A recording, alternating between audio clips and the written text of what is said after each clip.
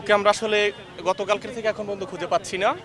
এবং channel 24-এর last যে ছবিটা থেকে নিউজ করা হয়েছে সেটা হলো এই ছবিটা, যেটা আসলে আমি ফেসবুক পোস্ট দেই। সেখান থেকে আমার বন্ধু আত্মীয় স্বজন সহ সবাই এই পোস্ট থেকে আসলে যেখান থেকে আপনার চেষ্টা করতেছে।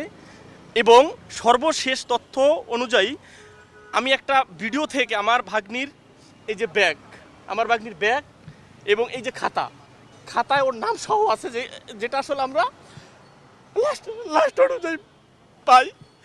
কিন্তু আমার আপনাদের কাছে অনুরোধ যে দয়া করে হলো আমার ভাগ্নি, ওর কিছু না কিছু আমরা চাই। হয়তো যদি আমার বোনের নসিব খারাপ থাকে, হয়তো আমার বোন আমার ভাগ্নির ডেড বডি পাবে। কিন্তু আমার যেহেতু মেয়ের খাতা পাওয়া গেছে, ব্যাগ পাওয়া গেছে, সেটা আপনারা দেখেন এই যে 100%-এর 20% বা 30% পুড়ে গেছে। আমি বিশ্বাস করি ওর 80% পুড়ছে, তারপর তো কিছু না কিছু দেহাবশেষ আমরা পাবো।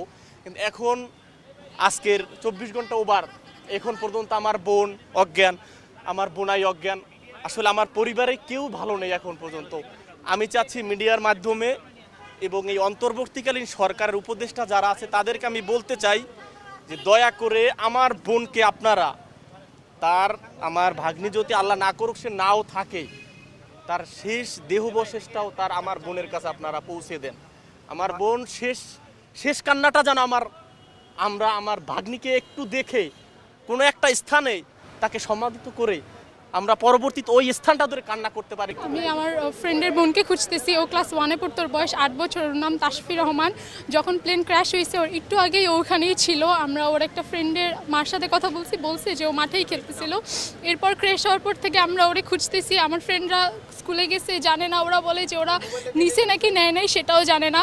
আমরা উত্তরার সব হসপিটালে খুঁজছি, CHM এখানের সব হসপিটালে খুঁজছি, ও কোথাও পাচ্ছে না। আপনারা একটু যদি ওরে পান তাহলে আমাদের জানেন, বা ওর যদি কিছু হয়েও যায় তাও একটু আমাদেরকে জানাবেন প্লিজ।